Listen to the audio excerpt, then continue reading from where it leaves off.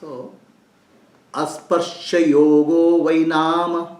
Asparsha yogo vainam. Sarva. Sarva. Sattva. Sattva. Sukohitaha. Sukohitaha. Avivado. Avivado. Aviruddhascha. Aviruddhascha. Deshitastam. Deshitastam. Namamyam. Namamyam. So, Advaita Vedanta or Atma Jnana is called Asparsha Yoga. Okay? The another name for this Atma Jnana is called Asparsha Yoga. Asparsha means non-touching. Okay? Why it's called Asparsha Yoga? Asparsha means not touching.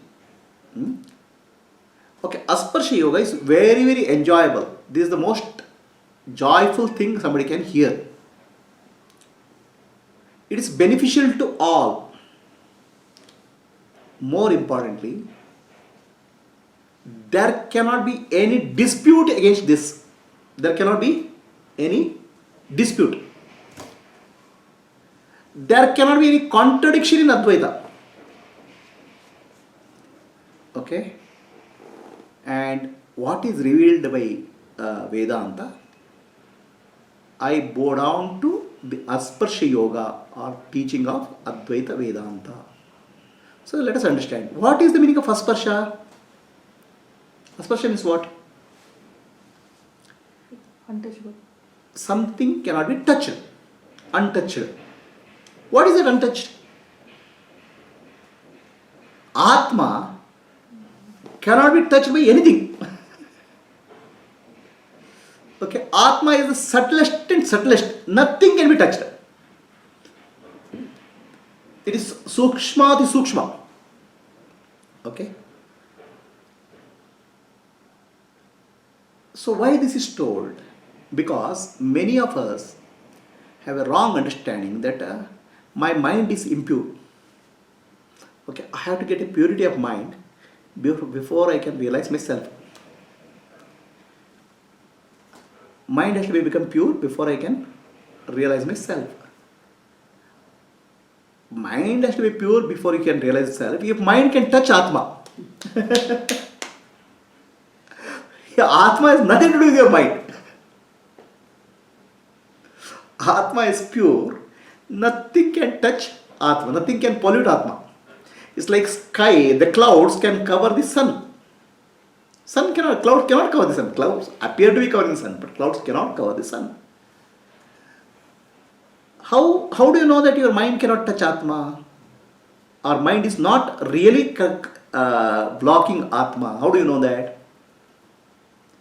What is your mind after all? Your mind is perceptions, what you see. Your mind is sensations, what you see. Your mind is thoughts, feelings, emotions. Correct? The Atma is the Sakshi. Okay, in one mind, one time some happiness comes. So next moment sadness comes. The Sakshi is witnessing happiness and sadness, unaffected. If Atma is affected by happiness, it cannot experience sadness. It cannot see the sadness. Neither happiness nor sadness touch the Atma.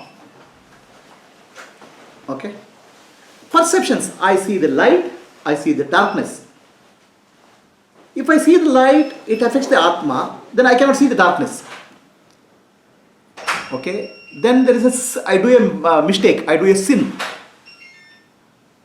And I do a punya karma. Atma as Sakshi observes both unaffected. If it's affected is sin or punya karma, Atma is affected. In this case, both Atma is able to witness without any attachment. Right? You say, I am sad. Next moment you say, I am happy. That I am nothing has happened for that I am. Sadness came, went off. Happiness came, went off. But nothing has happened to I am. So what it means? Nothing in the world, the perception, the sensation, thoughts, feelings, emotions, nothing can touch that I am principle. Atma. You understand? So, all spiritual practice where you say you have to purify your mind before you realize Atma is not real. All Vasanakshaya has to happen before you realize Atma is not real. Because nothing is touching Atma. Okay? That's why Vedanta, Adhyatma, what do you call this? Advaita Vedanta is called Asparsha Yoga. Asparsha means nothing can touch Atma. Then what are you saying? I have to do this, I have to do that. Okay?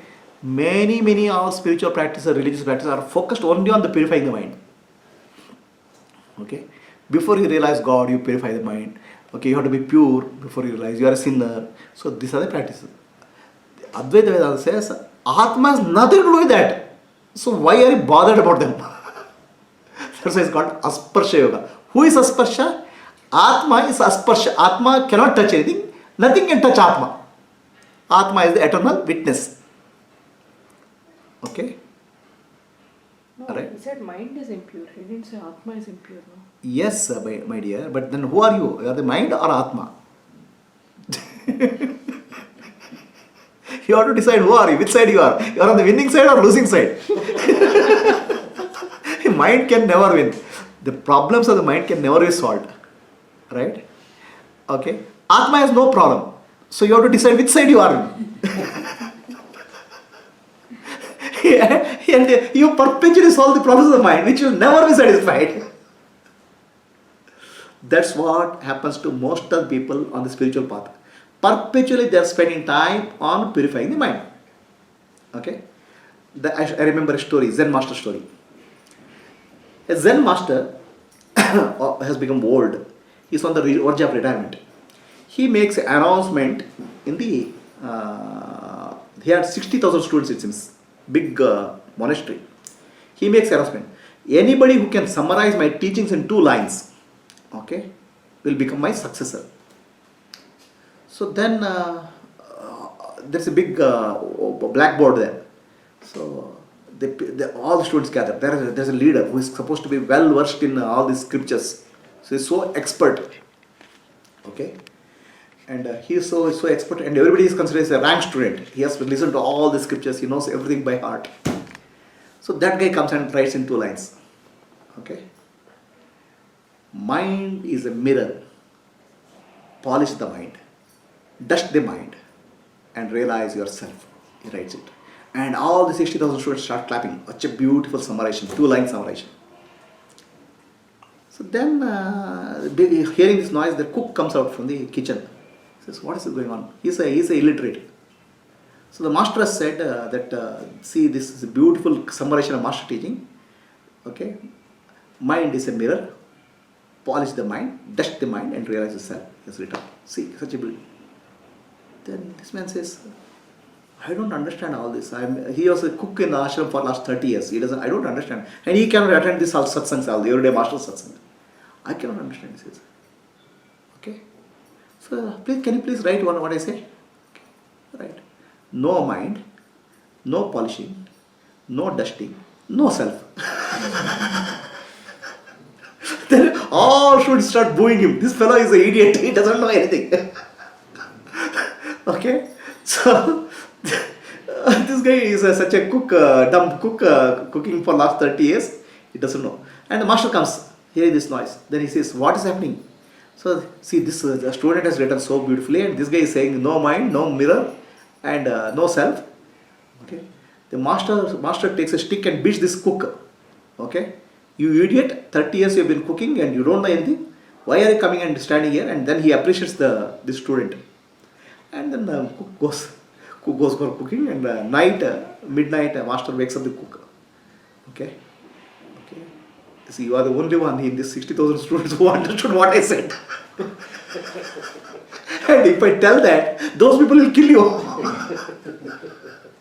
They'll feel so jealous of you. Those people will kill you. Those people have not understood a single word of what I said. But I can't stay in front of them because they'll kill me also.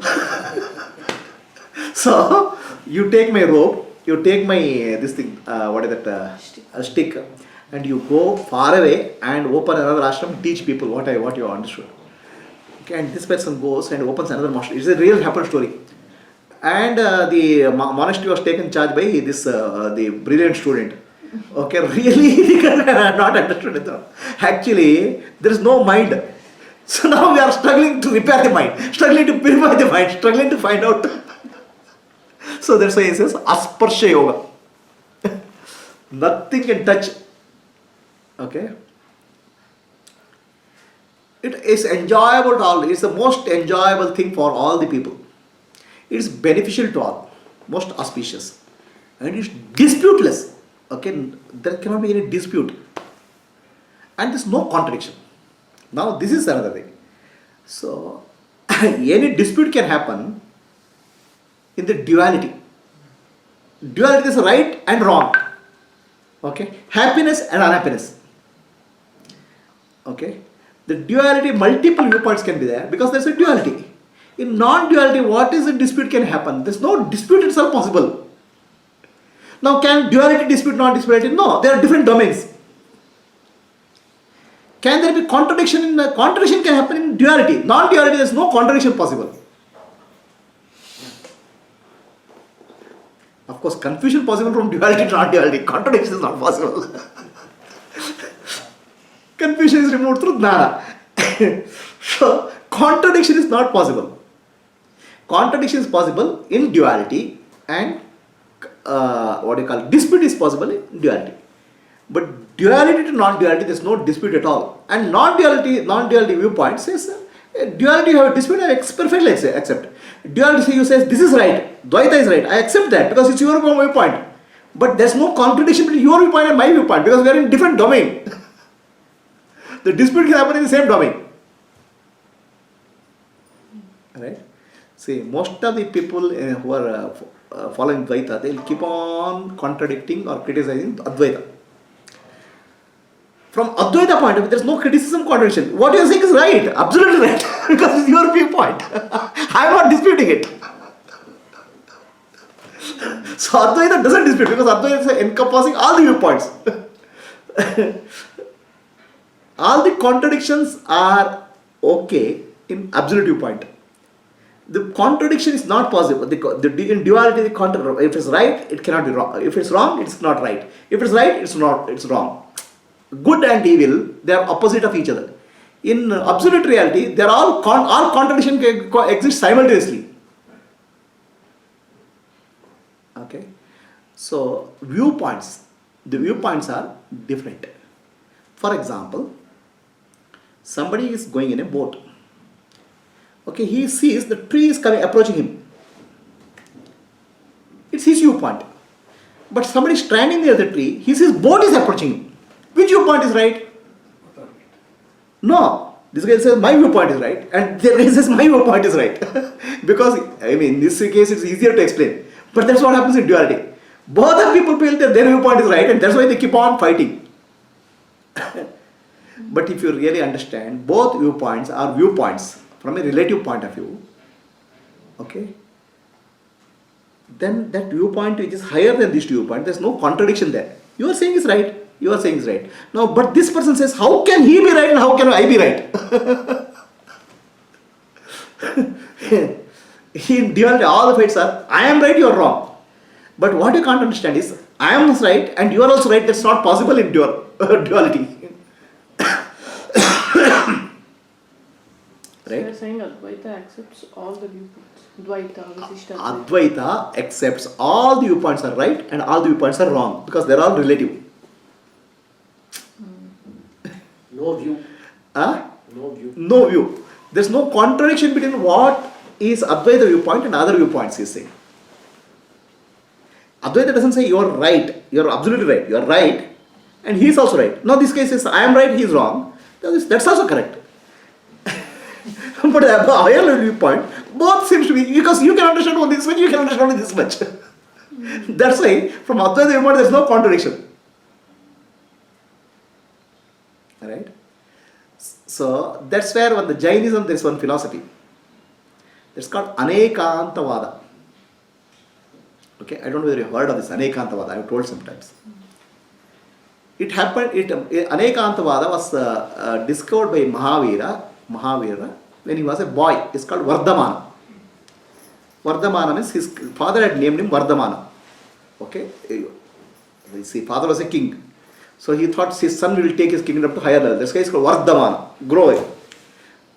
So this fellow was playing in the field and they were playing hide and seek. So he was hiding and his friends came. His friends were searching for him. They went to the ground floor. So in the ground floor, king was there. So then they asked, where is your son? He said, up. They went to the 7th floor. The queen was there. Where is your son? She said, down. Okay. So they came running down. Then they told, your father and mother are telling lies. Your father said up and your mother said down, but you are not there. Yes, they both are right. I am in the middle floor. Okay. So he came to a conclusion that anything in the world is relative. Okay. So whatever you say, whatever statement you make in the duality is partially right and partially wrong.